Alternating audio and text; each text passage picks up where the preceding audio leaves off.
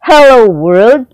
From the Variety News with the headline, the Los Angeles fires are expected to rank as the costliest natural disaster in U.S. history and will impact every sector and industry in Southern California and beyond. Entertainment and media businesses have no special immunity. In fact, the high volume of industry insiders from CEO and A-listers to IATSE members and character actors who called the Palisades and Altadena home means that the pain and ripple effect across Hollywood and the creative community will be severe and long-lasting.